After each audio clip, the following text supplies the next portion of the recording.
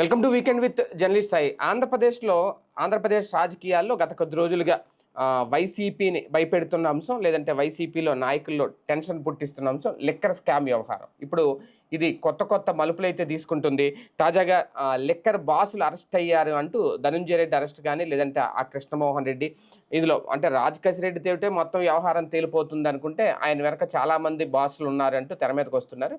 లాస్ట్లో big boss ఎవరు, ఆయన పట్టుకోవడానికి ముందు ఈ బాసులందరినీ బయటికి లాగాలి అనేది. అయితే ధనుంజయ్ రెడ్డి అరెస్ట్తో మొత్తం ఒక కొలిక్కి వచ్చేస్తుందా ఈ వ్యవహారం అంటే అలాగైతే ఏం కనిపించట్లేదు. అలాగే వైసీపీలో మరో కీలకమైన అంశం ఈ వారం మండలిలో ఇప్పటికే రాజీనామాల సంఖ్య పెరుగుతోంది. అది దాదాపు 6 వరకు చేరుకుంది.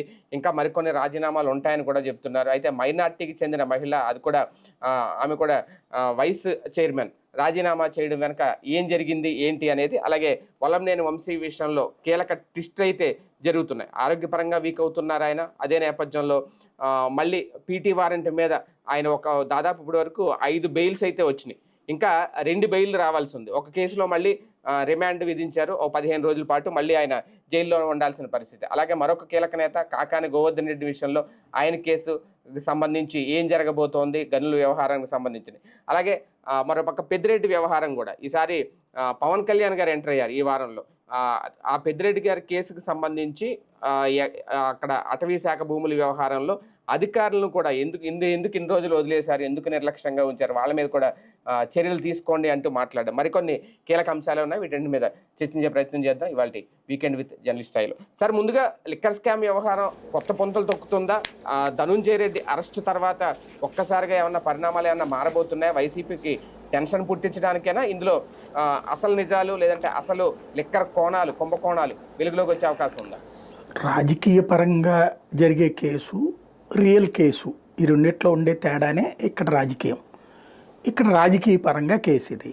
ఎందుకు అంటే ఏదైనా సరే కుంభకోణం అన్నప్పుడు ముందు డబ్బులు పట్టుకుని, లేదా ఇంత డబ్బులు ఇటుకు వెళ్ళినాయి అని లెక్క తేల్చి ఆ తర్వాత దాని చుట్టూ కేసు ట్రాక్ అవ్వడం అన్నది సహజంగా జరుగుతుంది కుంభకోణాల్లో, దేంట్లోనైనా సరే.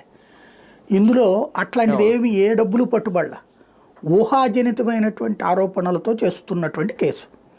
ఈ ఊహాజనితమైనటువంటి ఆరోపణలకు అనుగుణంగా ఒకటికొకటికి పేర్చుకుంటూ వస్తున్నటువంటి కేసు. బేసిక్గా ప్రభుత్వ విధాన నిర్ణయం అన్నటువంటి దాంట్లో నుంచి డబ్బులు సంపాదించుకోవాలి ఎవడైనా సరే. ఎలాగా ఇప్పుడు ప్రభుత్వ మద్యం దుకాణాలు ప్రైవేట్ మద్యం దుకాణాల కింద కన్వర్ట్ చేస్తే డబ్బులు వస్తాయి ఎక్కడైనా సరే. కానీ ప్రైవేట్ మద్యం దుకాణాలని ప్రభుత్వం వైపుకి తీసుకొస్తే డబ్బులు వస్తాయని ఒక సరికొత్తదైనటువంటి సూత్రీకరణ ఇక్కడ విచిత్రం. నెంబర్ 1. నెంబర్ 2, ఆ తయారీదారు నుంచి డబ్బులు వచ్చేటట్టయితే అప్పుడు వస్తుంటే ఇప్పుడు వచ్చి ఉండాలి కదా, వీళ్ళు ఏం వదిలిపెట్టరు కదా. అంటే అప్పుడు ఇది కుంభకోణమే అవుతుంది, అది కుంభకోణమే అవుతుంది కదా. కాబట్టి జగన్ని ఎలాగైనా అరెస్ట్ చేయాలి అన్నటువంటి కాన్సెప్ట్కి, దానికి తోడుగా దాదాపు 70-80 లక్షల మంది మందు తాగేటటువంటి వాళ్ళే జగన్కి వ్యతిరేకంగా ఓటేశారు. కాబట్టి వాళ్ళకి మానసికంగా సంతృప్తి పరచటం అన్నటువంటి కాన్సెప్ట్, వాళ్ళకి జగన్ మిమ్మల్ని ఇట్లా దోచేశాడు అనేటువంటి ఫీలింగ్ ఉంటే కనుక నెక్స్ట్ ట్రిప్ కూడా అతనికి వ్యతిరేకంగా ఓటేస్తే ఆ ఓట్లే వీళ్ళని అధికారంలోకి తెచ్చినాయి. 70-75 లక్షల తాగుబోతుల ఓట్లు. ఆ తాగుబోతుల్ని సంతుష్టీకరించడం అన్నటువంటి కాన్సెప్ట్ చుట్టూతానే ఈ కేసు నడుస్తున్నది. అంతకుమించి మరేం కనిపించటం లేదు దీంట్లో. కానీ అప్పుడు జగన్ హయాంలో పనిచేసిన అధికారులు కూడా బలవుతున్నారా? వాళ్ళ ఇబ్బందులు పాలవ్వాలి. ఇప్పుడు జగన్కి చంద్రబాబుకున్న తేడా ఏంటంటే, చంద్రబాబు నాయుడు అధికారులందరినీ, అంటే ఉద్యోగులనైనా అధికారులనైనా తన కక్షకి వీళ్ళందరినీ కూడా బలి చేస్తున్నాడు.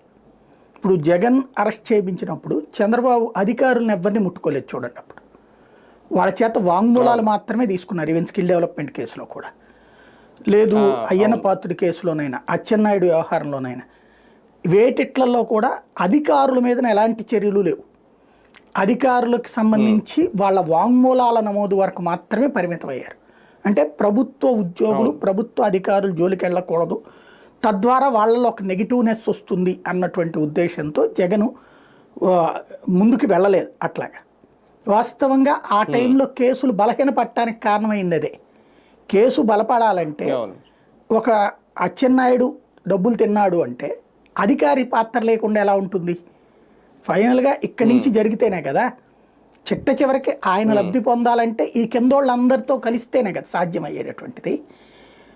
కానీ ప్రభుత్వ ఉద్యోగులు జోలికి వెళ్ళకూడదు మనం, ప్రభుత్వ అధికారులు జోలికి వెళ్ళకూడదు మనం అన్నటువంటి రూట్లోనే జగన్ కార్యకలాపాలన్నీ నడిచినాయి.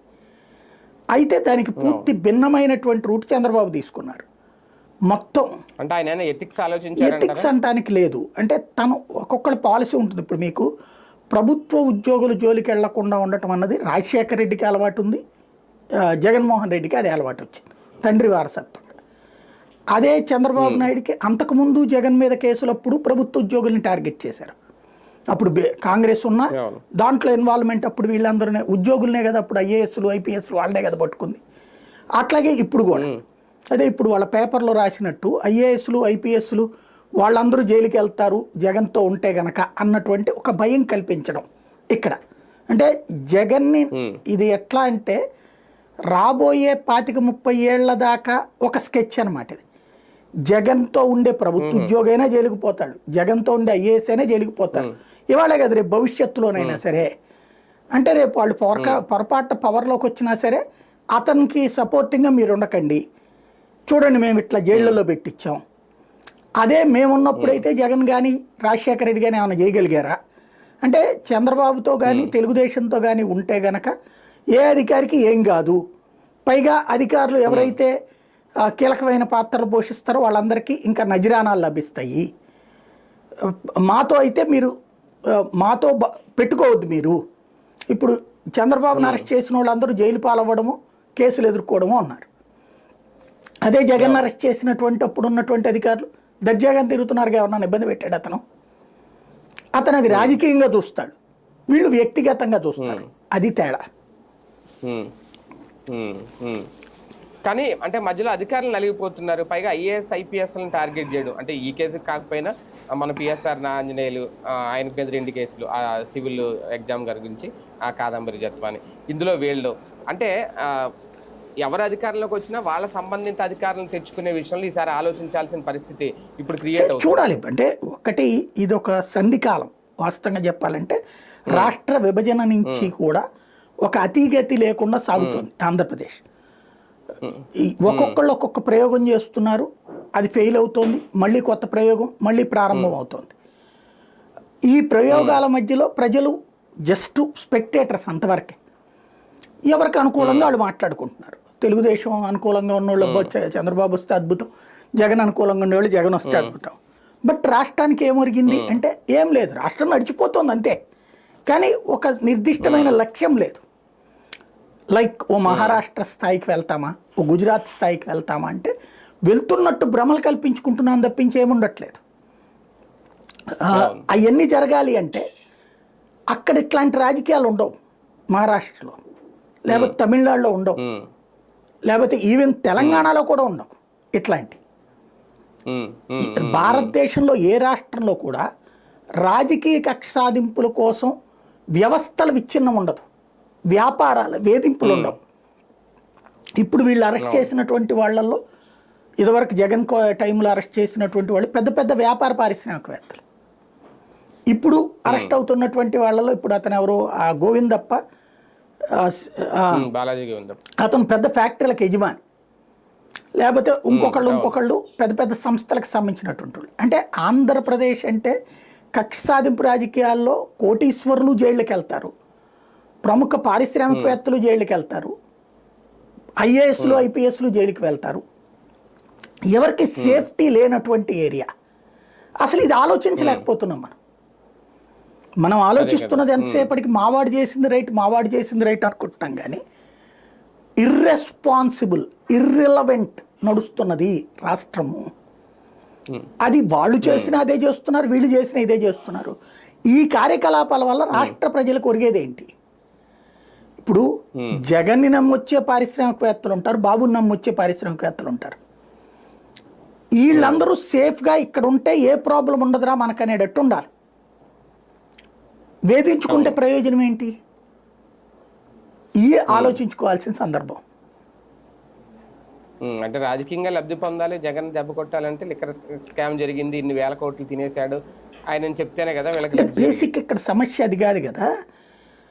ప్రస్తుతం ప్రభుత్వాన్ని నడిపిస్తున్నటువంటిది సోషల్ మీడియా, కార్యకర్తలు, మీడియా ఉమ్. వాళ్ళని మానసిక సంతృప్తి పరచడం. ఇది ప్రజల్ని సంతృప్తి పరిచే చర్యనా? ప్రజలు కోరుకునేది ఇవేనా? ప్రజలకు అసలు ప్రజలు ఈ కక్ష సాధింపు రాజకీయాలు కోరుకుంటారా? ప్రజలు ఒక అమరావతి అద్భుతంగా అయితే కోరుకుంటారు, కానీ అయిపోతుంది అన్నటువంటి ప్రచారం తప్పించి అక్కడ ఇంకా పరిపూర్ణత రాలేదు. అక్కడ ఏడాది అయిపోయింది, ఇప్పుడు ఇంకా మనం ఆ టెండర్ల జాబితాలో ఉన్నాం.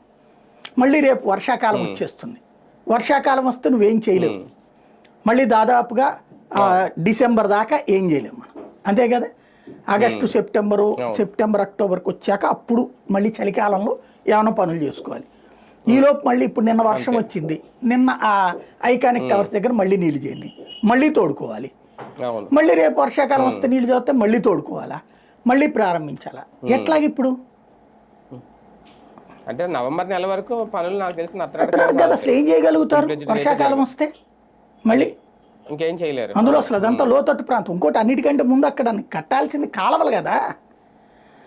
కాలువలు కట్టి ఆ కాలువల్లోకి నీళ్ళు వెళ్ళాలి చేసి ఆ తర్వాత నిర్మాణాలు చేయాలి. లేదంటే ఇప్పుడు ఐకానిక్ టవర్స్కి వచ్చినటువంటి నీళ్ళ తరహా ప్రాబ్లమే వస్తుంటుంది ఫ్యూచర్లో కూడా. కాబట్టి అసలు ముందు మనం ప్రాక్టికల్ థింకింగ్ వైపు లేము. రెండవది ఏంటి, ఇప్పుడు నిన్న అతని పేరేంటి వంశీ మీద పెట్టినటువంటి కేసుల్లో అక్కడేదో ఇసుక మట్టి తవ్వుకున్నాడని చెప్పి విజిలెన్స్ వాళ్ళు రిపోర్ట్ ఇచ్చారని చెప్పి ఒక కేసు పెట్టారు. గుడ్. మరి ఇప్పుడు ఇసుక ఎవరు తింటున్నారు? ఇప్పుడు మట్టి ఎవరు తింటున్నారు?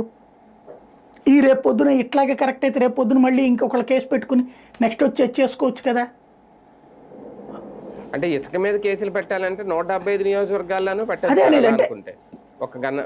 క్రిందటిసారి జగన్ టార్గెట్ పెట్టుకున్నది ఒక 5గురినో 10 మందినో అనుకుంటా. ఆ 10 మంది వరకు కన్ఫైన్ అయ్యాడు. వాళ్ళ చుట్టూ ఉన్న వాళ్ళని కానీ అధికారులు కానీ వాళ్ళు ఎవరి జోలికి పోలా. తనని బాగా దూషించే వాళ్ళని, తనని బాగా టచ్ చేసినటువంటి వాళ్ళ జోలికే వెళ్ళాడు ప్రతీకారం. వీళ్ళు దానికి ప్రతీకారంగా అందరినీ లాగేస్తున్నారు ఇందులోకి. మంచిదే. దీని పర్యవసానం ఏంటంటే నా బాధల్లా ఇది ఇవాళ వీళ్ళు దీనికి ప్రతీకారం. జగన్ జీవితంలో రాడు అనుకుంటే నో ప్రాబ్లం, వీళ్ళదే అప్పర్ హ్యాండ్ నడుస్తుంది. కానీ జగన్ మళ్ళీ జీవితంలో వస్తే అప్పుడు ఏమవుతాయి?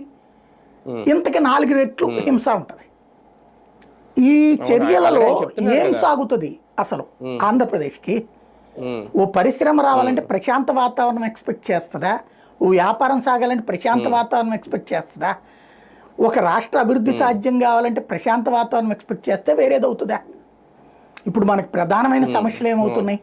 ప్రతి నియోజకవర్గంలో ఏం పని జరగాలన్నా వాటాలు అడిగే పరిస్థితి, ఇండస్ట్రీ పెట్టాలన్నా డబ్బులు అడుగుతుండే పరిస్థితి. చివరికి ఆల్రెడీ ఉన్న ఇండస్ట్రీలో సిబ్బందిని మీ వాళ్ళని తీసేసి నేను పెట్టుకో అనుకునేటటువంటి పరిస్థితి వచ్చా. ఇట్లాంటి విచిత్రమైనటువంటి వాతావరణము ఎలా రేపు పొద్దున ఫ్యూచర్ స్టేట్కి అనేది ఆలోచించట్లేదు మనం. అంటే పారిశ్రామికవేత్తలు ఆ భయం ఉంటుందంటారా? వాళ్ళకి ప్రభుత్వం చేసుకునే ఒప్పందాల విషయంలో ఒకవేళ ప్రభుత్వం మారితే వాటిని మారుస్తారనే భయం ఉంటే అదే కదా అంటుంది నేను. రేపొద్దున అదే కాదు, పెత్తనం పరిశ్రమ మీద పెత్తనం రాజకీయం ఉండకూడదు.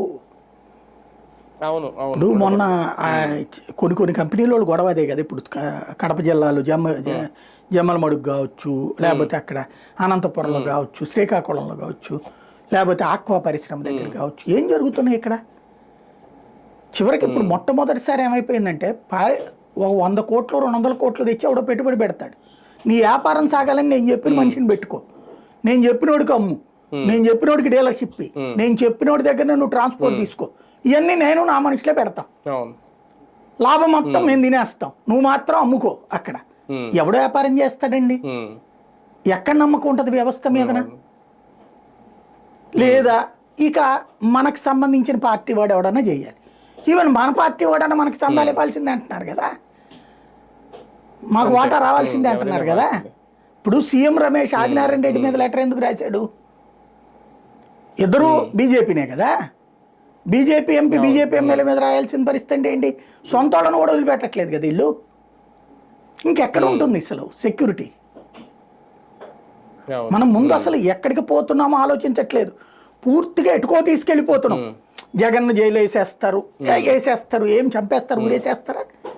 లేకపోతే వైఎస్ఆర్ కాంగ్రెస్ పార్టీ మూసేస్తారు. ఓ పార్టీ మూతపడిపోతుందా? లేదు, ఈ మొత్తం అల్లకల్లోలం అంతా కంట్రోల్ చేస్తున్నారు. ఏం కంట్రోల్ చేస్తున్నాం మనం? ఇసుకని కంట్రోల్ చేస్తున్నామా? గనుల్ని కంట్రోల్ చేస్తున్నామా? మద్యాన్ని కంట్రోల్ చేస్తున్నామా? దందాలు కంట్రోల్ చేస్తున్నామా? దౌర్జన్యాలు కంట్రోల్ చేస్తున్నామా? ఎక్కడికి పోతున్నాం మనం? పేపర్ చూస్తే రాష్ట్రం అద్భుతంగా సాగుతుంది, ప్రాక్టికల్గా చూస్తే ఇవన్నీ ఏంటి? రేపు పొద్దున ఫ్యూచర్ ఆఫ్ స్టేట్ ఏంటి? దీని ఇంపాక్ట్ తెలంగాణ బాగుపడుతుంది. ఇక్కడ వాళ్ళందరూ మళ్ళీ వ్యాపారస్తులు, ఇక్కడ ఉన్న రాజకీయ నాయకుల ఆస్తులన్నీ మళ్ళీ తెలంగాణలోనే సెటిల్ అవుతున్నాయి. ఎందుకు? ఎక్కడ ఉంటే మనం లాక్కుంటున్నాం, లేకపోతే కొడుతున్నాం, తిడుతున్నాం, సెక్యూరిటీ లేదు ఇక్కడ. సుదీర్ఘకాలం పాటు ఎందుకు మనం హైదరాబాద్ మీద ఆస్తులు పెట్టుకున్నాం, బెంగళూరులో ఆస్తులు పెట్టుకున్నాం, చెన్నైలో ఆస్తులు పెట్టుకున్నాం? ఇదే కదా కారణం. కానీ కంపెనీలు అయితే భారీగానే వస్తున్నాయి. మొన్న లోకేష్ గారు చెప్పింది 92 కంపెనీలతో ఎంఓఏలు కుదుర్చుకున్నాం, ఒప్పందాలు కుదుర్చుకున్నాం, అది రెడీ అయిపోతే మొత్తం ఉపాధి భారీగా. అంటే ముగ్గురిని చూసి వీళ్ళ ముగ్గురి ఐక్యత చూసి, ఆ బంధం చూసి మళ్ళీ ఎట్టి పరిస్థితుల్లో వేరే వాళ్ళకి ఛాన్స్ ఉండదు, వీళ్ళే వస్తారని ఆ నమ్మకం ఏమన్నా కుదిరి వస్తున్నారా పరిశ్రమలో ఇప్పుడు వచ్చి? 92 కంపెనీలు, 100 కంపెనీలు వచ్చిన తర్వాత మాట్లాడదాం. ఇదివరకు 20 లక్షల కోట్ల పెట్టుబడులు తీసుకుని వచ్చారు. ఈయన 14 లక్షల కోట్లు తీసుకుని వచ్చేశారు. ప్రస్తుతానికి రావాలని కోరుకుందాం. నాకు తెలిసి ఆంధ్రాకి రావడానికి ఆప్షన్ ఉన్నటువంటిది ఒకటి, చంద్రబాబు గారు చెప్పినటువంటి ఆ క్వాంటమ్ వ్యాలీది. వాళ్ళిద్దరూ ఒప్పందం పెట్టుకున్నారు కాబట్టి ఆ కంపెనీలు ఇట్లాంటి వాటికి భయపడవు. అంటే ఇట్లాంటివి ఉండదు వాళ్ళ మీద ఆ ఇంపాక్ట్. వాళ్ళ జోలికి పోవు. మ్యానుఫ్యాక్చరింగ్ సెక్టర్ ఇట్లాంటి వాటికి జోలికి పోతారు, కానీ సాఫ్ట్వేర్ కంపెనీల జోలికి పోరు వీళ్ళు. కాబట్టి అవి రావచ్చు. అట్లాగే ఈ దాన్ని ఏమంటారు, సముద్రపు ఆధారిత పరిశ్రమలు ఉన్నాయి, షిప్ బిల్డింగ్ ఇండస్ట్రీస్ ఎట్లాంటి, అవి కొన్ని ముందుకు వస్తున్నారు. దానికి కేంద్ర ప్రభుత్వం అంటే కేంద్రంతో లింక్ ఉన్న పరిశ్రమలన్నీ వస్తాయండి ఇక్కడికి. కేంద్రంతో లింక్ ఉండే పరిశ్రమలన్నీ కూడా వస్తాయి. ఎందుకయ్యా అంటే కేంద్రం ఉంటుంది. ఎక్కడ ఎందుకు 2-3 సంస్థలు ఎక్కడ కేంద్ర హోంశాఖకి లెటర్లు రాసుకున్నారంటే ఏంటి పరిస్థితి? ఇక్కడ దౌర్జన్యపూరితంగా ఉందని చెప్పేసి ఆ పరిస్థితి రాకుండా చూసుకోవాలి. బీజేపీ మీద నమ్మకంతో కూడా వస్తున్నాయి. కేంద్రము దేశంలో ఏ ఏ రాష్ట్రాల్లో ఏమేంటి అనేది కొన్ని ప్లాన్ చేసింది. అందులో ఆంధ్రాలో ఈ సాగర్ తీరం ఎక్కువ ఉంది కాబట్టి సాగర్ తీరపు ఆధార పరిశ్రమలు కొన్నిటి ప్లాన్ చేసింది. అంటే భారతదేశానికి వస్తానన్న పరిశ్రమల్ని కేటగిరైజ్ చేసింది అనమాట, ఏ ఏరియాలకి ఏంటి అనేటటువంటి. అందులో భాగంగా మనకి ఇక్కడ అవి వీళ్ళు తెచ్చుకుంటారు. వీళ్ళు తెచ్చుకునేదే, వీళ్ళు భూములు కేటాయిస్తే వచ్చేస్తారు. అలాంటివి వస్తాయి అన్నమాట గ్యారంటీ. సార్, లిక్కర్ వ్యవహారంలో మంత్రులు అంటే మంత్రులని కాదు, రాజకీయ నాయకులు, తర్వాత అధికారులు, తర్వాత ఇంకా డిస్టిలరీలను కూడా పిలిచి విచారణ చేసి వాళ్ళని కూడా ఇబ్బంది పట్టే ప్రయత్నం చేస్తే ఓకే, ఈ స్కామ్ ఏం జరుగుద్ది అనేది ఒకటి. రేపొద్దున వాళ్ళని డిస్టిలరీస్ వాళ్ళని పిలిచేశారు, వాళ్ళ వాంగ్మూలాలు తీసేసుకున్నారు, పిలిచారు, అయిపోయింది. అది వాళ్ళ దగ్గర తీసుకున్నారు, వాళ్ళలో ఒప్పుకోలేదని చెప్పి వాళ్ళ మీద కేసు పెట్టారు. ఇక్కడ విచిత్రం ఏంటంటే జగన్కి సంబంధించిన సంస్థలు పెట్టుబడి పెట్టిన వాళ్ళు వాళ్ళే బాధితులు, వాళ్ళే ఇది. ఇక్కడ డిస్టిలరీ కంపెనీలు సేమ్, వాళ్ళే బాధితులు, వాళ్ళే నిందితులు. అంటే వాళ్ళు కూడా ఎస్పీవై అగ్రో ఎవరో మొన్న ఆయన అన్నారంట కదా, మమ్మల్ని చాలా ఇబ్బంది పెడుతున్నారు, అసలు ఎక్కడ ఇచ్చినట్టు లేవు, అన్ని ట్రాన్సాక్షన్స్ కరెక్ట్ గా ఉన్నా అయినా సరే బలవంతంగా రాయించుకుంటారు. చెప్పేది అదే కదా, ఆ కంపెనీలోళ్ళు ఇప్పుడు ఏమంటున్నారు, వాళ్ళ నుంచి బలవంతంగా డబ్బులు వసూలు చేశారు అన్నది కదా ఇక్కడ కేసు. అవును, మళ్ళీ వాళ్ళ దగ్గర నుంచి డబ్బులు వసూలు చేస్తే వాళ్ళు నిందితులు ఎట్ట అవుతారు? అది విచిత్రం ఈ కేసుల్లో. వాళ్ళే నిందితులు, వాళ్ళే బాధితులు, వాళ్ళే సాక్షులు. అది ఫైనల్ గా వీళ్ళందరూ కలిసి జగన్మోహన్ రెడ్డి దగ్గరకు వెళ్ళడానికి ఇది లాగుతారు ఇలా కొన్ని రోజులు. అందుకే ధనంజయ రెడ్డిని అరెస్ట్ చేసిన ఒకటి, చంద్రబాబుని చిట్ట చివరిలో అరెస్ట్ చేసి దానివల్ల సానుభూతి వచ్చింది కాబట్టి జగన్మోహన్ రెడ్డిని చివరిలో కాకుండా ఇప్పుడే అరెస్ట్ చేసేయాలి. ఇది వాళ్ళ పత్రికలకు సంబంధించినటువంటి కోరిక, వాళ్ళకి సంబంధించిన సోషల్ మీడియా కోరిక, వాళ్ళకి సంబంధించిన కార్యకర్తల కోరిక. అది తీర్చే ప్రయత్నంలో ఉన్నారనమాట. తీర్చేస్తారేమో త్వరగా.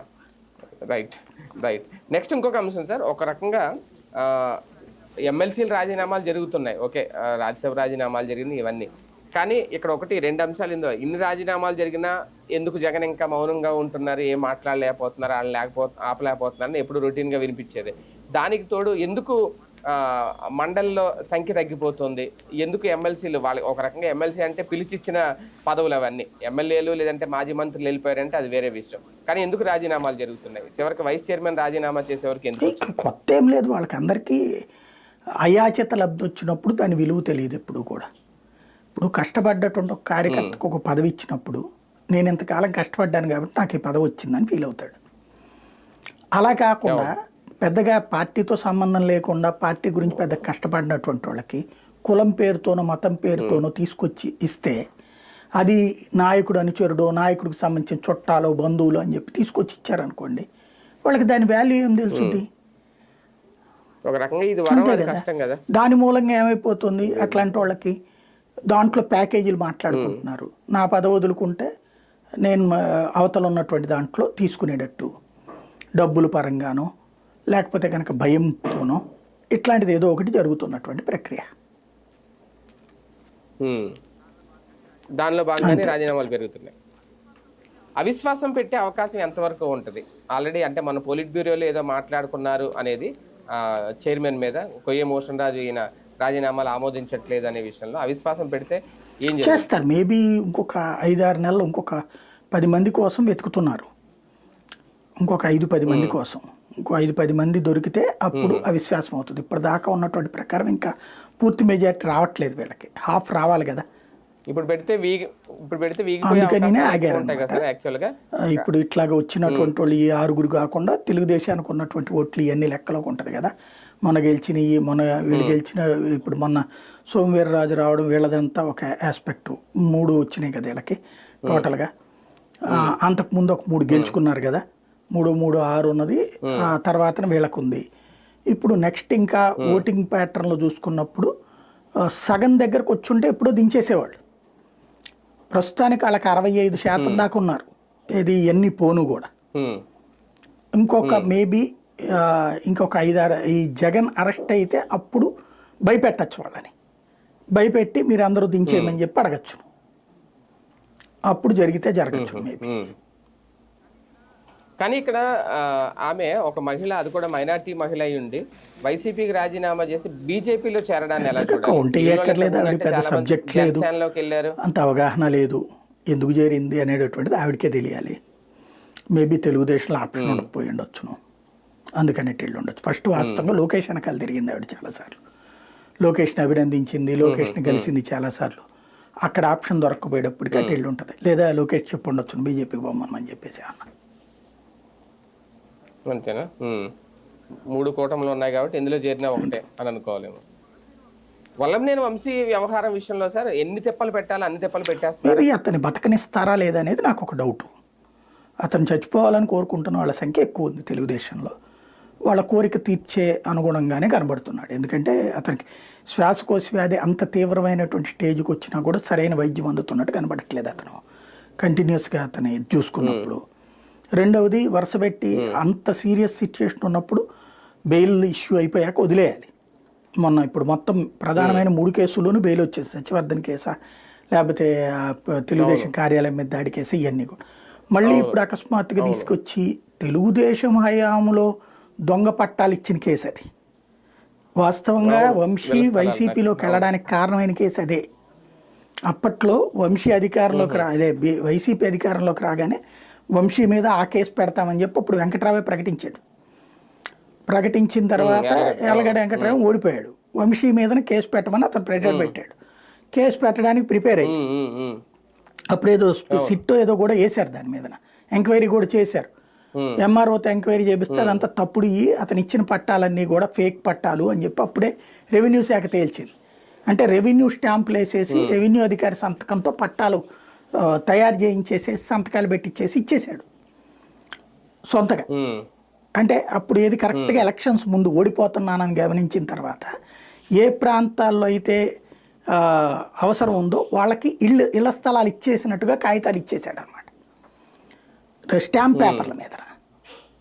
పేపర్ల మీద రెవెన్యూ అధికారుల ఫోర్జరీ సంతకాలతో స్టాంపులతో చేశాడు తప్పుడు పని. ఆ కేసులో వాస్తవంగా అప్పుడే ఇన్వెస్టిగేట్ చేయించింది ఇటు ప్రభుత్వం. చేయించేసి అప్పుడు అది తప్పని తేలేక అరెస్ట్ చేయాలి యాక్చువల్గా.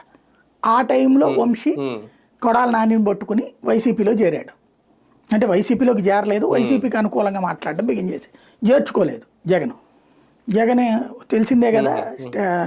రాజీనామా చేసి వస్తే కండవా అన్నాడు, లేదు మద్దతుగా ఉంటానన్నాడు. సరే దానికి బదులుగా అతని మీద కేసు వదిలేశారు. అప్పుడు ఆ కేసు ఇప్పుడు తిరగదోడింది. అదే వెంకట్రావు మళ్ళీ ఇప్పుడు కంప్లైంట్ ఇచ్చి కేసు అనమాట అది. కాబట్టి ఆ కేసు ఇప్పుడు తెచ్చారు. అది తెలుగుదేశం టైంలో ఇచ్చిన ఇవి అయ్యి, అది విచిత్రం ఇక్కడ. అవును, అది రేపు పొద్దున ఇప్పుడు మళ్ళీ దాంట్లో పీటీ వారెంట్ అదట మళ్ళీ కొన్ని రోజుల పాటు. అదైపోగానే మళ్ళీ ఇంకొక కేసు రెడీలో పెట్టించారు. ఎవరో అధికారి ఇచ్చారట, అక్కడ మట్టి నూనె ఇసుక తినేశాడు, 190 కోట్ల విలువైంది తన నియోజకవర్గ పరిధిలో అని ఎవరో మైనింగ్ అధికారి కంప్లైంట్ ఇచ్చాడట గన్నవరం పోలీస్ స్టేషన్. ఇది అయిపోతే మళ్ళీ ఆ కేసులో అంటే దీని మీద బెయిల్ వచ్చే టైంకి ఆ కేసులో మళ్ళీ అరెస్ట్ చేస్తారనమాట, పీటీ వారెంట్ వేస్తారు. మీకు చింతలో ఆయన పేరేంటి, చింతమనేని కనుక బయటికి రానియకుండా దాదాపు ఏడాదిన్నర ఉంచారు కదా అట్లాగా కేసులు.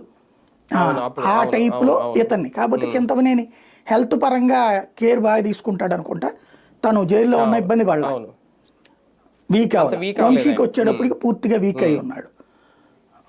అంటే ఈయన వెళ్ళడంతో కొంచెం అనారోగ్యంతో వెళ్ళినట్టున్నారు జైలుకి. అంటే నాకైతే అతను కండిషన్ చూస్తుంటే ప్రాణాపాయం బాగా ఉన్నట్టు కనబడుతోంది. కానీ జైల్లో ఉన్నప్పుడు వైద్యుల పర్యవేక్షణ ఉంటుంది కదా సార్, అంటే ఏం జరిగినా రెస్పాన్సిబిలిటీ వాళ్ళదే కదా. వైద్య జైల్లో ఎంతమంది చచ్చిపోతుంటారు, మామూలు ఖైదీలు విఐపి స్టేటస్ ఇచ్చారేంటి? తర్వాత రాజకీయంగా స్టేట్మెంట్లు నడుస్తాయి. అవును, టెస్టులు చేపిస్తున్నారు కదా ఎమ్మెల్యే, దాంట్లో ఏముంది? అతనికి హెల్త్ ప్రాబ్లం అదే అంటారు అంతే. అది హెల్త్ ప్రాబ్లం ఉంటే అత్యవసరంగా బెయిల్ ఇచ్చే అవకాశం వెళ్ళే అతనికి. ఇప్పుడు ఒకటేంటంటే వీళ్ళు చేసిన పని, వంశీకి చుట్టూ ఉండే అనుచర గణం చాలా స్ట్రాంగ్ గణం ఉంటుంది, అట్లాంటివన్నీ ఏర్పాట్లు చేసేది. వాళ్ళు కూడా ఎవరు లేకుండా వాళ్ళు కూడా జైల్లో ఉండేటట్టు చేశారు. ఇప్పుడు ఇంకా ఇట్లాంటి కేసు అట్లా లాయర్లను వాదించడం ఇదంతా ఎవరుంది? వంశీకి ఉన్నటువంటి రక్షణ కవచం మొత్తాన్ని జైల్లో పడేశారు. కాబట్టి వంశీకి ఆప్షన్ లేకుండా పోయింది. ఇక్కడ వైఎస్ఆర్ కాంగ్రెస్ పార్టీ అంత స్ట్రాంగ్గా ఏమీ డిఫెన్స్ సిస్టమ్ని ఏర్పాటు చేసుకోవాలి. దానికి సాక్ష్యం ఇప్పుడు ఒక్కొక్క నాయకుడిది అవుతుంది. లీగల్గా అయితే కనుక పక్కా వీళ్ళు తెలుగుదేశం నాయకుల్లో 100కి 95 మందిని జైలుకి వెళ్లకుండా కాపాడుకోగలిగాడు చంద్రబాబు నాయుడు ఆర్గ్యుమెంట్స్ ద్వారానే. జగన్ హయాంలో ఒక్కడిని కూడా కాపాడుకోలేకపోతున్నాడు, ముందు తనకి తను కూడా జైలుకుపోతున్నాడు. అది ఇంత వీక్ లీగల్ సిస్టమ్ ఉంచుకుని మరి ఎందుకని అతనికి అసమర్థత ఏంటో తెలియదు. అంటే ఏ కేసులో ఎవరిని ఎలా ఎంత బలంగా నిర్బంధించాలో సరౌండింగ్స్ లో ఉన్న వాళ్ళని కూడా అంత బలంగా నిర్బంధించేస్తున్నారు. అంటే లీగల్ ప్రాసెస్ లో పట్టు ఉండాల ముందు. అవసరమైతే వాళ్ళు కోట్లకు పడేశారు ఖర్చు. ఇక్కడ వీళ్ళ లీగల్ దగ్గరకు వచ్చేటప్పటికి ఎంతసేపటికి ఒక గిరిగి కూర్చున్నారు అంతే, ఆ గిరిలోనే బతుకుతున్నారు. దాంతోనే ఎదురవుతుంది సమస్య. ఇక్కడ కాకాని గోవర్ధన్ రెడ్డి కేసు వ్యవహారం కూడా ఇంతేనా సార్? జైలుకి వెళ్తాడు అతన్ని. వాస్తవంగా సోమిరెడ్డి కోపం ఇప్పటికి తీరుతోంది. కాకాని ఎట్లయినా జైల్లో పెట్టాలి అన్నటువంటిది సోమిరెడ్డి అనుచరుల యొక్క ఫీలింగ్. అది అతను తీర్చే ప్రయత్నంలో ఉన్నాడు. సుప్రీంకోర్టు కూడా బెయిల్ రిజెక్ట్ చేసింది కాబట్టి రేపు మోప అరెస్ట్ అవ్వచ్చు. అంటే గనుల వ్యవహారం అనేసరికి మన గాలి జనార్దన్ రెడ్డికి ఎలా అయితే ఆయనకి శిక్ష పడిందో, గనుల వ్యవహారం అనేసరికి రేపు పొద్దున ఆంధ్రప్రదేశ్లో కూడా అలాంటి పరిస్థితి వస్తుందా ఈ కేసుల్లో అనేది ఒక్క రాజకీయ నాయకుడు కూడా బయట ఉండడండి. అదే నిజమైతే కనుక గాలి Janardhan Reddy case complete different. లేదు గనుల ప్రకారం తిట్టమైతే అసలు ఆంధ్రప్రదేశ్లో ఏ గని నుంచి డబ్బులు వస్తున్నాయి రాష్ట్రానికి?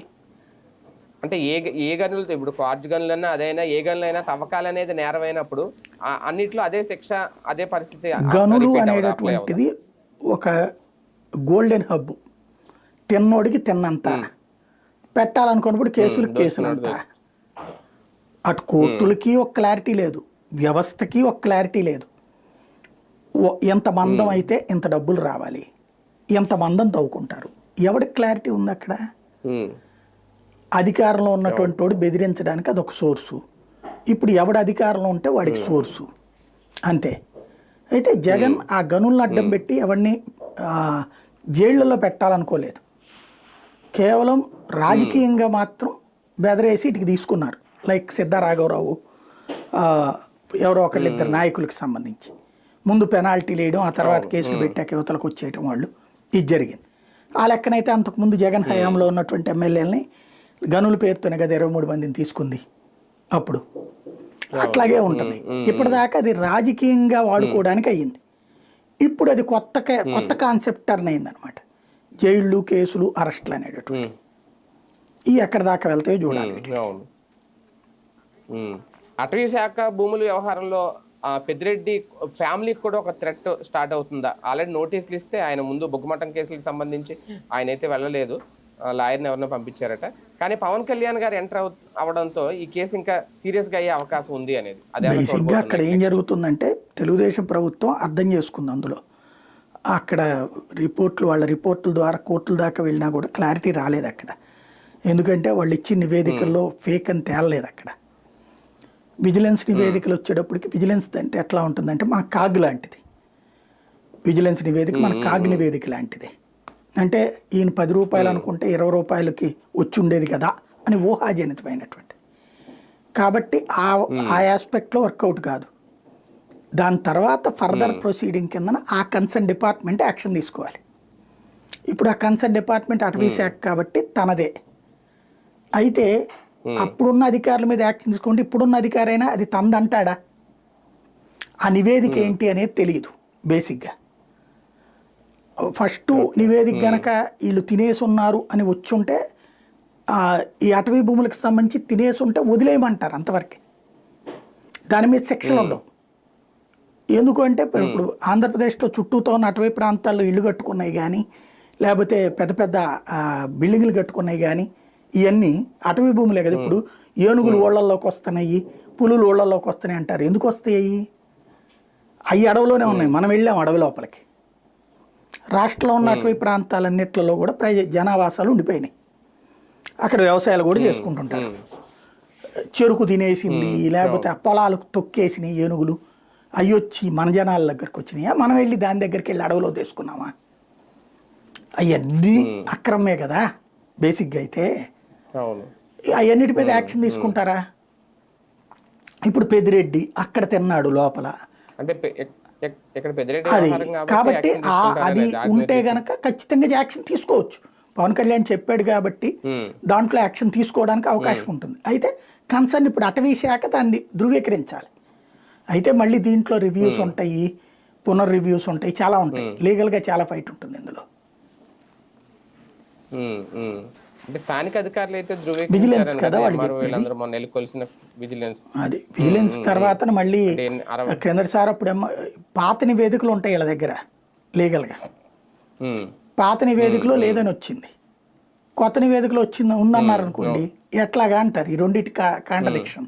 అప్పుడేమంటారు, థర్డ్ పార్టీ కింద సెంట్రల్ వాళ్ళని పంపించండి అంటారు. అప్పుడు మళ్ళీ మొదటి నుంచి ఇప్పుడు గాలి జనార్దన్ రెడ్డి కేసు ఎప్పుడు శిక్ష పడింది, అతను అట్లాగే కదా జరిగింది. అది కర్ణాటక అడవా, ఆంధ్ర అడవా, ఈ లెక్కలు తేల్చడానికి సెంట్రల్ వాళ్ళని పంపించి చాలా పెద్ద లెక్క అయింది. అట్లాంటి స్టేజీలకు పోతారు ఇందులో. అవును సార్, ఒక రకంగా జగన్మోహన్ రెడ్డి గారి మీద ఒక ముప్పేట దాడి అయితే కనిపిస్తుంది. ఒక పక్క అధికారులని అరెస్ట్ చేయడం, లేదంటే నాయకులందరినీ, ఇప్పుడు ఇలా మనం అనుకున్న నాయకులందరినీ టార్గెట్ చేయడం. మరో పక్క ఓకే ఫైనల్గా జగన్మోహన్ రెడ్డి గారి దగ్గరికి వస్తుందా లేదనేది, అలాగే మరో పక్క రాజీనామాలు. ఇవన్నీ అంటే జగన్మోహన్ రెడ్డి గారు ఏంటి కార్యాచరణ, భవిష్యత్ ప్రణాళిక ఏంటి అనేది, ఎందుకు ఆయన ఇంకా మాట్లాడలేకపోతున్నారు వీటన్నిటి మీద? ఆయన కూడా చూస్తూ కూర్చుంటున్నారా ఏం జరుగుద్దో చూద్దామని? మన టైం వచ్చే వరకు వెయిట్ చేయడం తప్ప వేరే ఆప్షన్ లేదు. ఏం చేస్తాడు ఆయన?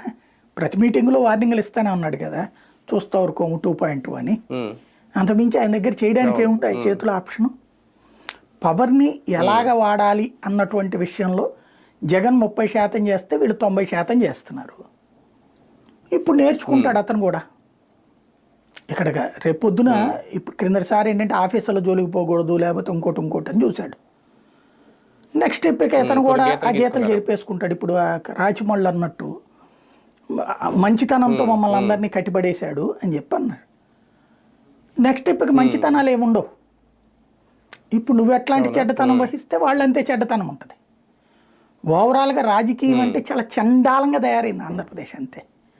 సంస్కారవంతమైన మాటలు మాట్లాడుకోవట్లేదు, సంస్కారవంతమైన భవిష్యత్ విధానాల వైపుకు పోవట్ల రాష్ట్రం. ఎవరు వాళ్ళిద్దరి కక్ష సాధింపుల కోసం వ్యవస్థలు చిన్నాభిన్నం అవుతున్నాయి. అదృష్టం ఏదన్నా బాగుంటే రేపు పొద్దున ఏమైనా పరిశ్రమలు అవి వస్తే బాగుపడాలంతే.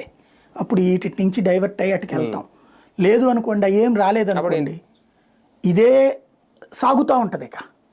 ఎందుకంటే ప్రజల్ని మనము ఉద్యోగాలు ఇవ్వడము, ఉపాధి ఇవ్వడము ఇట్లాంటిది చేయలేనప్పుడు ప్రజల్ని డైవర్ట్ చేస్తూ ఉండాలి. బీహారు, ఉత్తరప్రదేశ్ ఇదివరకు ఏం జరిగేది? అభివృద్ధి ఉండేది కాదు. కాబట్టి కక్ష సాధింపు రాజకీయాలే ఉండేవి. అదే పరిస్థితి ఇప్పుడు ఇక్కడ. అప్పుడు ఇంతకు మించి అరాచక అంతే కదా జరిగేది. దాన్ని తప్పని అంటాం కదా. నేను అనేది ప్రజలను నువ్వు సంతృప్తి పరచలేనప్పుడు ఇలాంటి పనులు చేస్తుంటాం. ఇప్పుడు పరిశ్రమ తేవాలా, 10 మందికి ఉద్యోగాలు ఇవ్వాలా, ఈ పనిలో చేసేస్తున్నట్టు భ్రమ కల్పిస్తున్నాం. మిగతాదంతా ఈ గోల్లోనే నడుస్తున్నాం మనం. ముందు అన్నిటికంటే పెద్ద సమస్య ఏమవుతున్నది ఇక్కడ? విద్య.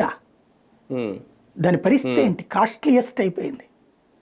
దానికి తగ్గట్టుగా ప్రభుత్వం ఇచ్చే వనరులు ఆగిపోతున్నాయి, తగ్గిపోతున్నాయి, నలిగిపోతున్నారు జనం. విద్య లేకపోతే రేపు పొద్దున మన దగ్గర ఏం తయారవుతాం మనం? ఇక్కడ చదువు రానటువంటిప్పుడు నెక్స్ట్ ఇంకా శారీరక శ్రమ మీద ఆధారపడాల్సి వస్తుంది. ఆ శారీరక శ్రమ మీద వచ్చే ఆదాయం ఎంత? అప్పుడేమవుతుంది? ఈ రాజకీయ నాయకుల చేతుల్లో పావులుగా మారుతారు జనం. అది ప్రాబ్లం. దాదాపు ఏడాది పూర్తవుతుంది వీళ్ళ అధికారంలోకి వచ్చి, జగన్మోహన్ రెడ్డి గారు ప్రతిపక్షంలోకి వెళ్ళి. ఈ ఏడాది పాలనలో అంటే సూపర్ సిక్స్ హామీల గురించే మొదటి నుంచి అనుకున్నారు అందరూ. అవి చూస్తే చాలా వరకు ఇటు వచ్చారు అనేది కూడా. కానీ పథకాల అమలు విషయం తీరు చూస్తుంటే ఎలా ఉంది? మే నెల, ఇప్పుడు ఈ నెల గురించి మాట్లాడుకుంటే 2 కీలకమైన హామీలు అమలు చేసేస్తారని చెప్పి అసెంబ్లీ సాక్షిగా చెప్పిన మాట పక్కకి వెళ్ళిపోయింది. ఓకే, నెక్స్ట్ మంత్ అంటున్నారు, నెక్స్ట్ మంత్ ఇచ్చేస్తే హ్యాపీ. అమలు చేయని పథకాలు కూడా అది సవ్యంగా అమలు కాలేదు అనేది. ఒక పింఛన్ విషయం పక్కన పెడితే అది సూపర్ సిక్స్లోకి రాదేమో. ఈ దీపం పథకానికి సంబంధించి గ్యాస్ సబ్సిడీ విషయంలో కానీ ఏది సక్రమంగా జరగలేదు అనేది. అంటే 1 year తర్వాత ప్రజలు ఫీడ్బ్యాక్ తీసుకుంటున్నారు ఇప్పటికే చంద్రబాబు నాయుడు గారు. వీటికి ఏం సమాధానం చెప్తారు రేపు పొద్దున్న? ఈ 2 అమలు అవుతాయా లేదా అనేది అడిగేవాడు సమాధానం వాళ్ళని అడిగే దమ్మున్నోడెవడు? అంటే యాక్చువల్గా అయితే ఇవన్నీ ప్రతిపక్షం రేజ్ చేయాలేమో కదా సార్. ప్రతిపక్షం అసలు వాళ్ళని అడగనివ్వకుండా వాళ్ళ నాకు పక్కన ట్రాప్లో లాగాం కదా. ముందు వాళ్ళ నాకు పక్కన ఆ టెన్షన్లో ఉంచుతున్నాం. పత్రికలేమో కేవలం వాటి మీదనే ఉంటాయి, కక్ష సాధింపులు, రాజకీయాలు. ఇంకా ప్రశ్నించేవాడెవడు? ప్రజలు అడగట్లేదు కదా, ప్రజలు రోడ్డు ఎక్కేది కూడా లేదు కదా, ఇంకేం ప్రాబ్లం అసలు? అంటే జనాలు కూడా ఎక్కడ కన్ఫ్యూజ్ అవుతున్నారంటే, మీరు లాస్ట్ మంత్ చూస్తే అప్పుడు ప్రకటించినప్పుడు మే నెలలో తల్లికి వందనం, అన్నదాత సుఖీభావ అని మెయిన్ పేపర్లో పెద్దది వేశారు.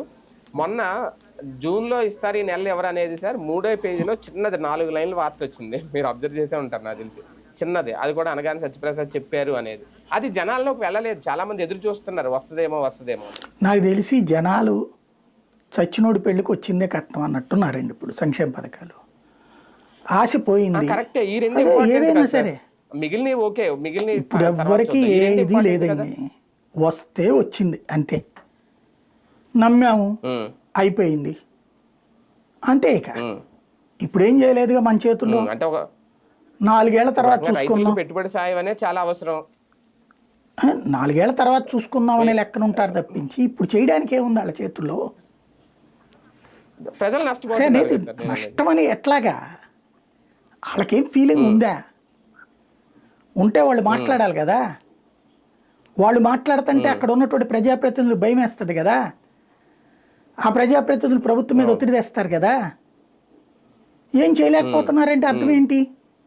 ప్రజలన్నా ప్యానిక్ అయి ఉండాలి, లేకపోతే ఎందుకు వచ్చిన గొడవ అనుకుని ఉండాలా, వచ్చినప్పుడు చూసుకుందాలి అనుకుని ఉండాలి, అంతే కదా.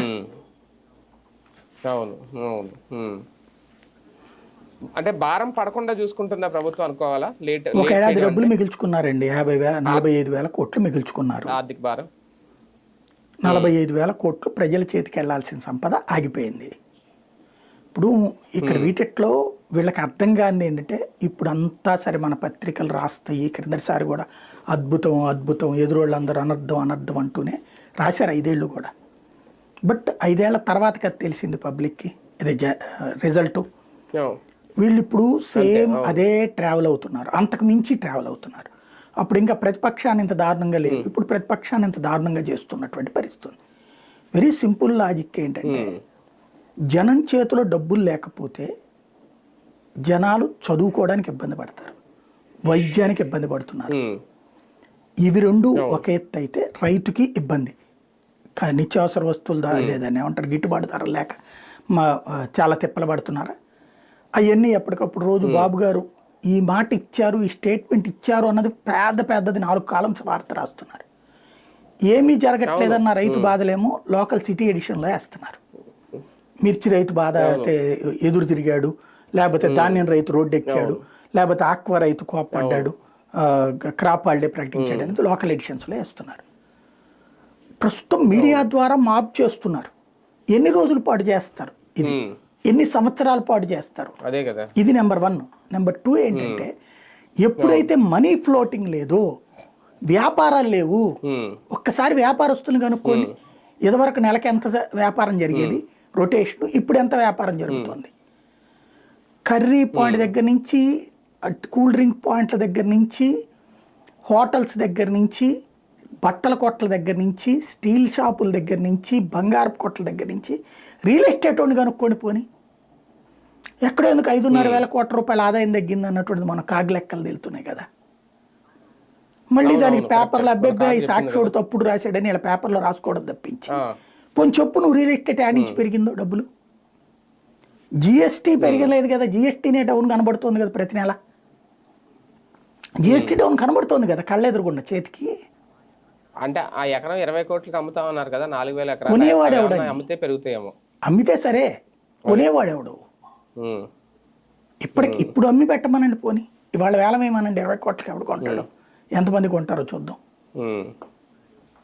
అదే కదా, అంత పెట్టి ఎందుకు కొనాలి అనేది కూడా అక్కడ పోనీ ఆ ప్రాంతంలో అంత పెట్టి ఎందుకు కొనాలి అనేది కూడా ప్రశ్న ఉంటుంది కదా. సార్ మెయిన్ సంక్షేమ పథకాల విషయం అంటే మన అచ్చెన్నాయుడు గారు చెప్పింది జూలై నెలలో ఈ ఉచిత బస్సు పథకం తీసుకొచ్చేస్తామని ఆయన కూడా చిన్న ప్రకటన అయితే చేశారు. మంత్రులు ఇలా ప్రకటనలు చేసుకుంటూ వెళ్తున్నారు. కానీ సూపర్ 6 హామీల విషయంలో జాప్యం చేసుకుంటూ వెళ్తే రేపొద్దున అది ఒక భారీ నష్టం రాదా పార్టీకి, కూటమి ప్రభుత్వం? అంటే సింపుల్ లాజిక్ అండి. ఇంతకుముందు చంద్రబాబు హామీలు ఇచ్చారు, సంపూర్ణ రుణమాఫీ, డ్వాక్రా రుణమాఫీ, అప్పుడు మహిళలకి డబ్బులు వేస్తామన్నారు, అట్లాంటివి చాలా జరిగినాయి. ఏమీ చేయలేదు. దానికి తర్వాత జగన్మోహన్ రెడ్డికి వేశారు ఓట్లు. అప్పుడు ఆ కోపంతోనే జగన్మోహన్ రెడ్డి వచ్చిన తర్వాత అన్నీ ఇచ్చాడు కదా, నవరత్నాలు ఇచ్చినటువంటి వాడు ఓడిపోయాడు కదా, 11 సీట్లకే పరిమితం చేశారు కదా.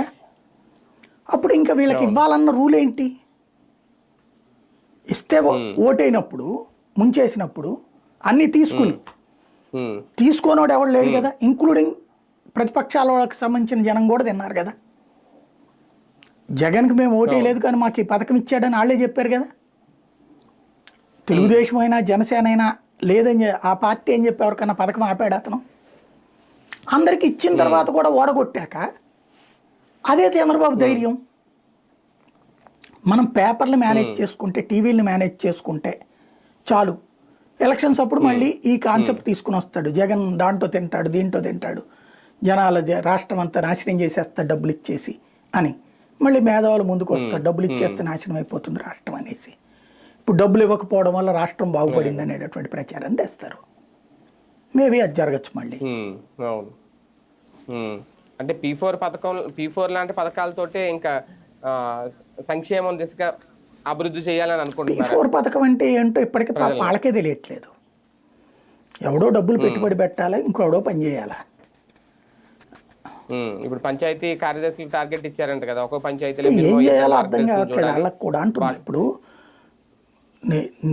నేను ఫ్రీగా అయితే డబ్బులు ఇయ్యా కదా, పని చేసే 10 మందిని పట్టురా, నేను వ్యాపారానికి పెట్టుబడి పెడతా. అప్పుడు నేను వ్యాపారస్తుని అవుతాను కానీ సేవకుడిని ఎట్ట అవుతాను, దానం చేసిన వాడిని ఎట్ట అవుతాను. దానం అంటే ఏంటి? ఓ 10 లక్షలు ఇస్తా నువ్వు బతకరా అంటాం. ఎవడిస్తాడు? ఎందుకు ఇస్తాడు 10 లక్షలు ఫ్రీగా?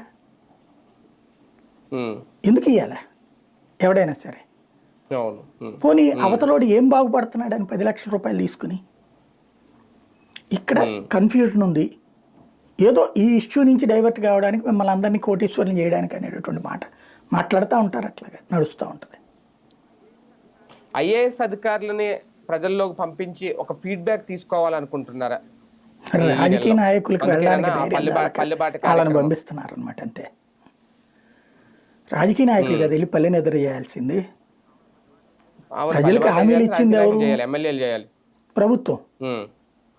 అధికార కూటమి ఎమ్మెల్యేలు అందరూ వెళ్ళండి, పల్లెల్లో నిద్ర చేయండి, వాళ్ళని అడగండి, మీకు అన్నీ అందుతున్నాయి కదమ్మా, సంక్షేమం చాలా బాగున్నారు కదా, మీరు అందరూ ప్రశాంతంగా అడగండి, మీకు ఇసుక చక్కగా అందుతోంది కదా, డబ్బులు ఫ్రీగానే ఇస్తున్నాం కదా, మీరు అందరూ ఇసుక ఫ్రీగానే తీసుకుంటున్నారు కదా, మట్టి ఫ్రీగానే తీసుకుంటున్నారు కదా, మీకు అందరికీ అన్ని సంక్షేమాలు బాగా అందుతున్నాయి కదా అని అడగండి. వాళ్ళని పంపించకుండా పాపం కలెక్టర్లు వెళ్ళి ఏం చేస్తారు అక్కడ కూర్చుని? అంటే ఒకటి సార్, ఇప్పుడు ఆ స్థాయి అధికారులు వెళ్తున్నారు అంటే కొన్ని సమస్యలు స్పాట్లో పరిష్కారం ఇంతవరకు కూడా జరిగినాయి కదా, ఎట్లాంటి ఏం పరిష్కారం అవుతాయి? నాకు ఇది రోడ్డు కావాలా, రోడ్డు లేదు, కలెక్టర్ వేస్తాడా? మళ్ళీ అది మున్సిపాలిటీ తీర్మానం చేయాలి, పంచాయతీ తీర్మానం చేయాలి, బడ్జెట్ రావాలి. వాళ్ళ అధికారి ద్వారా ఏంటి పరిష్కారం వద్దు, సర్టిఫికెట్ ఇవ్వగలుగుతాడు, అయ్యే కదా. లేదంటే ఒక రేషన్ కార్డు రాలేదనో మళ్ళీ ఇప్పుడు అవన్నీ కూడా గవర్నమెంట్ పాలసీ మీద ఆధారపడి ఉంటాయి. ఇదివరకు అది కరెక్ట్, అధికారులు రోడ్డెక్కితే వాళ్ళ వల్ల ఏమైనా ప్రయోజనం ఉంటుందని. ఇప్పుడు అధికారుల మీద పెత్తనం, రాజకీయ ప్రభుత్వం కదా మనం, ఇప్పుడు పొలిటికల్ గవర్నెన్స్ కదా, పొలిటికల్ గవర్నెన్స్లో ఫైనల్గా అధికారి చేతికి ఏ పవర్ లేకుండా చేశాం కదా. ఇప్పుడు అధికారి కాగితం తీసుకొచ్చుకుని మళ్ళీ ఎమ్మెల్యేని బతిన్లాడుకోవాలా? అతను ఎందుకు బతిన్లాడతాడు? తన జీతం తనకు వస్తుంది, ఇదిగో ఈ ఫీడ్బ్యాక్ అని మొహాన్ పడేస్తాడు కాపీ, ఏం చేసుకుంటారు అది? దానికి మళ్ళీ ఇదంతా కూడా చంద్రబాబు గారు సమీక్షిస్తారు, అధికారులు ఇచ్చిన ఫీడ్బ్యాక్ ఇదంతా. దాంట్లో కొన్నిసార్లు మందలిస్తాడు, మీ కలెక్టర్లయా మీ ఐఏఎస్లకి బుర్ర లేదా అది ఇది అని తిడతారు. చంద్రబాబు ఎదురుగుండా కుప్పిగంతులు వేస్తే కుదరదని తేల్చేశారంటూ జ్యోతిలో ఈనాడులో రాసుకొస్తారు. అంతకు మించి ఏముండదు ఈ టిట్లలో. ఇదంతా ఏంటంటే ఒక భ్రమలలో బ్రతకడం, అంతకు మించి ఏముండదు. ఇప్పుడు చేయాల్సింది ఏంటి నిజంగా అయితే, పబ్లిక్ దగ్గరికి వెళ్ళి ఏమా మీకు ఏ సంక్షేమం అక్కర్లేదు కదా, ఇప్పటికే మీరు అందరూ హాయిగా బతికేస్తున్నారు కదా అని అడగగలుగుతారా? సూపర్ సిక్స్లు ఎందుకు మీకు? ఇంకా చంద్రబాబు గారు వచ్చిన దగ్గర నుంచి మీరు అందరూ రైతులందరూ బాగా సంపాదించుకుంటున్నారు కదా, మీ వ్యాపారాలన్నీ పండగ చేసుకుంటున్నారు కదా, మీ జీవితాలన్నీ సుఖ సంతోషాలతో ఉన్నాయి కదా, ఇంకా మీకు ఇవన్నీ ఆఫ్టర్ ఆల్ అవసరమా అని అడగగలరా? ఆ ముక్క వాళ్ళు వెళ్తే కరెక్ట్ అవుతుంది అంటున్నా నేను. ఏడాది పాలన అయినప్పుడు అధికారులు వెళ్ళాలా, ప్రభుత్వం వెళ్ళాలా?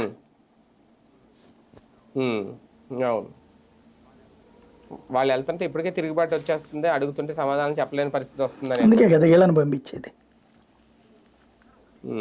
సార్ ఒకటి, ప్రపంచవ్యాప్తంగా ఒక రకంగా ఆపరేషన్ సింధూర్ భారతదేశం నుంచి ఎలాంటి సంకేతం ఇచ్చింది, దానివల్ల ఎలాంటి ప్రయోజనం? బేసిక్గా ఆపరేషన్ సింధూర్ అనేటటువంటి దాంట్లో సక్సెస్ ఏంటంటే ఒక అణుదేశాన్ని 4 రోజుల్లో పడుకోబెట్టినటువంటి మరొక అణుదేశం అయింది. ఇంతవరకు ప్రపంచ చరిత్రలో అమెరికా లాంటి అగ్రరాజ్యం ఇంకో అణుదేశంతో గొడవ ఏం పెట్టుకుందని అసలు? అది ఇరాక్తో గొడవ పెట్టుకుంది, దాని ఒక్క దాంట్లోనే అది విజయం సాధించింది. ఆ తర్వాత అది కూడా ఇరాక్ అణుదేశం కాదు అది, లేకపోతే క్యూబానో వియత్నామో ఆఫ్ఘనిస్తానో దాడులు చేసిన ఏది కూడా అణుదేశం కాదు, అమెరికా చేసింది. రష్యా ఉక్రెయిన్తో యుద్ధం చేస్తుంది, అణుదేశం కాదు అది. ఇదివరకు రష్యా ఆఫ్ఘనిస్తాన్తో యుద్ధం చేస్తుంది, అది అణుదేశం కాదు. అణుదేశాల మధ్యన యుద్ధం జరగలేదు ఇప్పటిదాకా. అణుదేశాల మధ్యన యుద్ధం భారత్ పాకిస్తాన్ల మధ్యనే ఫస్ట్ టైం అణుదేశాల అణుబాంబుల సిస్టమ్ సెట్ అయ్యి స్టార్ట్ అయిన తర్వాత అణుదేశాల మధ్య యుద్ధం అంటూ ప్రారంభమైంది ఒక్క భారత్ పాకిస్తాన్ల మధ్యనే. అమెరికా భయపడటం కాదు, అది నాటకాలు ఆడుతుంది, అది పక్కన పెడితే. అట్లాంటి అణుయుద్ధంలో, అణుదేశాల మధ్యన యుద్ధంలో 4వ రోజు కల్లా ఒక అణుదేశం పడుకుంటాం కూడా ఫస్ట్ టైం ప్రపంచ చరిత్రలో. 4 రోజులకి ఏ స్థాయిలో దెబ్బ తగిలింది దానికి, మళ్ళీ తిరిగి కోలుకోవడానికి ఎన్నేళ్ళు పడుతుందో తెలియదు అనమాట. దానికి ఉన్న ఎయిర్ బేసులు ధ్వంసం కానీ ఇదంతా. అంటే లేవలేకుండా కొట్టామా, లేదంటే వాళ్ళు ప్రిపేర్డ్గా లేని టైం? వాళ్ళు ప్రిపేర్డ్గా లేకపోవడం ఏంటి, మనకంటే ముందే ప్రిపేర్డ్గా ఉన్నామని చెప్పారు కదా. మన మీదన తీవ్రవాదులతో దాడి చేశాక మన సైన్యం సరిహద్దులకు వెళ్ళలా. మీరు చూడండి, అబ్జర్వ్ చేస్తే ఆ రోజు నుంచి కంటిన్యూస్గా కాల్పులు జరుపుతోంది పాకిస్తాన్. అట్లాగే సైనిక బలగాలను మోహరించింది పాకిస్తాన్, సైనిక బలగాల్ని చేర్చింది పాకిస్తాన్. అంటే అది పక్క ప్రిపేర్డ్గా ఉంది, పక్క ప్రిపేర్డ్గా ఉన్నామని ప్రకటించింది. ప్రకటించిన దేశం సరిగ్గా 3 గంటల్లో మోకాళ్ళ మీద కూర్చుంది. రెండో రోజు 4 గంటలతో నాశనం అయిపోయింది అది. అంటే ఏమాత్రం చేతకాని దద్దమ్మ అన్నటువంటిది బయటపడిపోయింది. మాటలు కోటలు దాడితే తప్పించి చేతలు గడప దాటం అన్నటువంటి పాయింట్ పాకిస్తాన్ చూశాక చేతినమ్మ జీవితం ఇట్లాంటి దేశం మీద మనం గెలిచింది అనిపిస్తుంది అనమాట. ఇంత వేస్ట్ కంట్రీనే, ఎందుకంటే వాడికి కనీస పోటీ ఇవ్వలేకపోయింది. అది యుద్ధం అంటే మనం ఏదో పంపిస్తుంటే ఆడేదో ఆపుతుంటే వాడు మనకంటే పెద్ద ఉజ్జి అన్నాడు. వాడు పిండాకుడు ఈడ్చిపెడితే అంతే. కనీసం అదే ఎట్లా ఉంటుందంటే ఏనుగు వచ్చి చీమని చంపినట్టుంది. అది అంత వేస్ట్ కంట్రీ అన్నది ఇప్పుడు అర్థమైపోయింది. దానికి తోడు అసలు ప్రజలకి ప్రాణ నష్టం కలగకుండా ప్రెసిషన్ స్ట్రైక్ పర్టికులర్గా చేయడం అన్నటువంటిది ప్రపంచంలో అమెరికాకు కూడా సాధ్యం కాలేదు. ఇప్పటిదాకా కూడా అమెరికాకు కూడా సాధ్యం కాలేదు. అమెరికా ఇప్పుడు మన హౌతీల మీద దాడి చేసినప్పుడు ప్రజలు చచ్చిపోయారు కొంతమంది. ఉక్రెయిన్ మీద రష్యా దాడి చేస్తున్నప్పుడు ప్రజలు చచ్చిపోతున్నారు. గాజా మీద ఇజ్రాయెల్ దాడి చేస్తున్నప్పుడు ప్రజలు చచ్చిపోతున్నారు. కానీ ఒక్క పౌరుడు కూడా చావకుండా పర్టికులర్గా తీవ్రవాదుల్ని లేపటం, పర్టికులర్గా ఎయిర్ బేసుల్ని లేపటం, సాధారణ ప్రజలు చచ్చిపోకుండా, సాధారణ పోలీసులు చచ్చిపోకుండా, ఇంత పక్కాగా బాధ్యతాయుతమైనటువంటి వ్యవస్థితి, చాలా బాధ్యతాయుతమైనటువంటి యుద్ధం. ఇది ప్రపంచంలో ఇంకెవడు చేయలే. యుద్ధం అంటే చస్తారు అన్నటువంటి రూట్లో నుంచి కాకుండా యుద్ధంలో నీతి ఉండాలి అన్నటువంటి ప్రపంచానికి నేర్పాం మనం ఇప్పుడు. అది స్పెషల్ ఇక్కడ. అంటే ఒక టర్కీ లేదంటే చైనా, అమెరికా ఇలాంటి దేశాలు ఈ యుద్ధాన్ని చూసి భయపడ్డాయా, తొందరపడుతున్నాయా? అమెరికా దగ్గరికి చైనా, పాకిస్తాన్ పరిగెత్తుకెళ్ళింది, బతిన్లాడింది. ఎందుకు? కైరానా హిల్స్ని మనం కొట్టామన్నటువంటిది. కైరానా హిల్స్ని మనం కొట్టా. కైరానా హిల్స్ దగ్గర నుంచి అక్కడికి ఒక సొరంగాలు ఉంటాయి. ఆ సొరంగాలు అక్కడ ఉన్నటువంటి ఒక ఎయిర్ బేస్ దగ్గర ఉంటాయి. ఆ ఎయిర్ బేస్ని మనం కొట్టాం.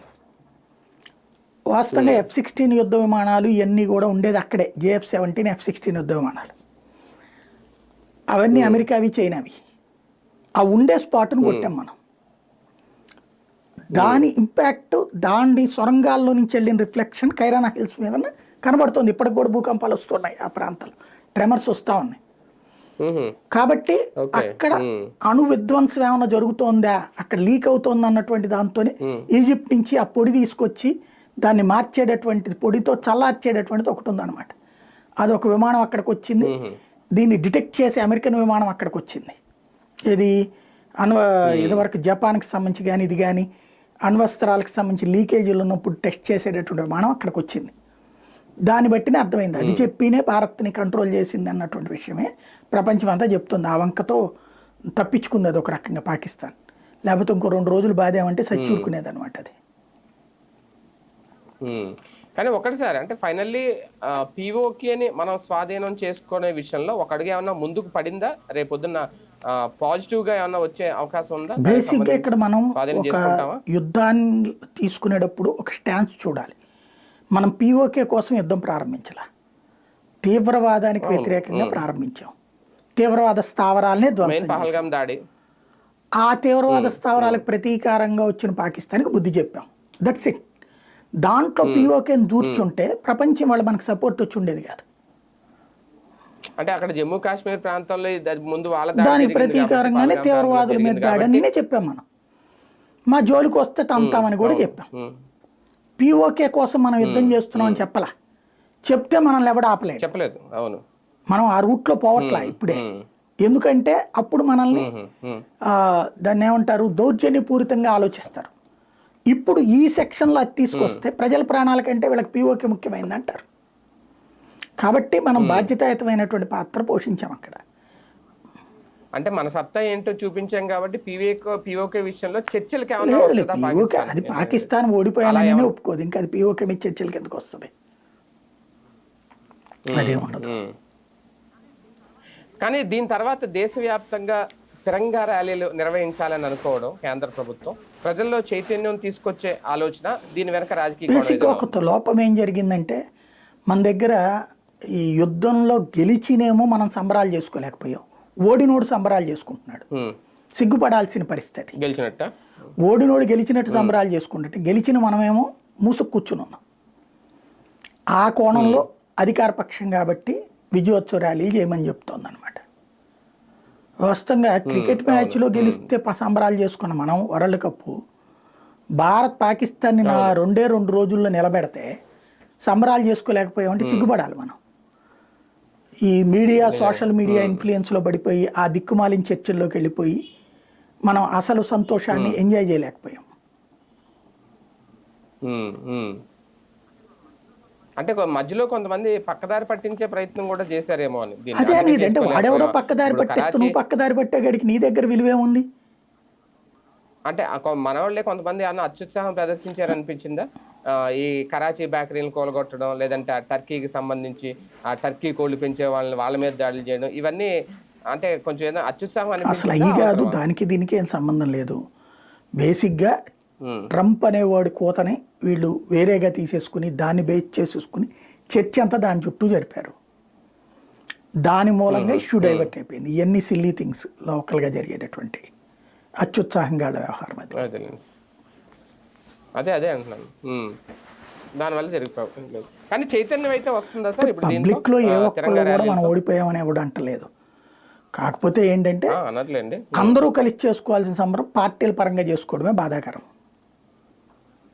ఇప్పుడు నిన్నందే ముగ్గురు కలిశారు, అందరూ ఉండాలి, ప్రతిపక్షం కూడా కలవాలి, లెక్క ప్రకారం కలవాలి. అవును, రాజకీయంగా చూడకూడదు ఒక రకంగా. కానీ రాజకీయం రాజకీయంగా వాళ్ళు నువ్వు చేయనప్పుడు ఏం చేయాలి? పిలిపిస్తే చేసేది ఏంటి చండాలంగా?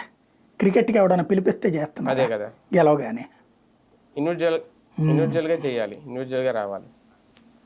రైట్ చూద్దాం. మొత్తానికి ఇప్పుడైతే ప్రపంచం అంతా ఇదే ఒక చర్చ. ఆపరేషన్ సింధూర్ తర్వాత భారతదేశం సత్తా అయితే చాటుకుంది అనేది, తర్వాత ఇంకా దాని పరిణామాలు ఎలా ఉంటాయి, పరిస్థితులు ఎలా ఉంటాయి అనేది ఆంధ్రప్రదేశ్ రాజకీయ వ్యవహారాల్లో కూడా ప్రస్తుతం ఒక టార్గెట్ అయితే నడుస్తోందా వైసీపీకి సంబంధించి. మొత్తం ఎక్కడికక్కడ మోకమ్మడగా ఇరికించి అసలు విషయాలు పక్కకి వెళ్ళిపోయేలాగా ఆంధ్రప్రదేశ్కి సంబంధించి సూపర్ 6 లాంటి పథకాల గురించి ప్రశ్నించకుండా చేసే రాజకీయాలు ఒక రకంగా ఈ ఏడాదిలోనే చాలా నేర్చుకుంటున్నారా జగన్మోహన్ రెడ్డి గారు తెలుగుదేశం పార్టీ నుంచి, లేదంటే చంద్రబాబు నాయుడు గారు ఆడుతున్న ఈ రాజకీయ ఆట గురించి? ఇక భవిష్యత్తులో ఎలా ఉంటుంది, ఇక 2.0 కోసం ఎదురు చూడమని చెప్పడమే తప్ప తర్వాత నిర్ణయాలు ఏమైనా ఉంటాయి, ఇవన్నీ వేచి చూడాల్సిన అంశాలు. ఇది ఇవాల్టి వీకెండ్ విత్ జర్నలిస్ట్ సాయి.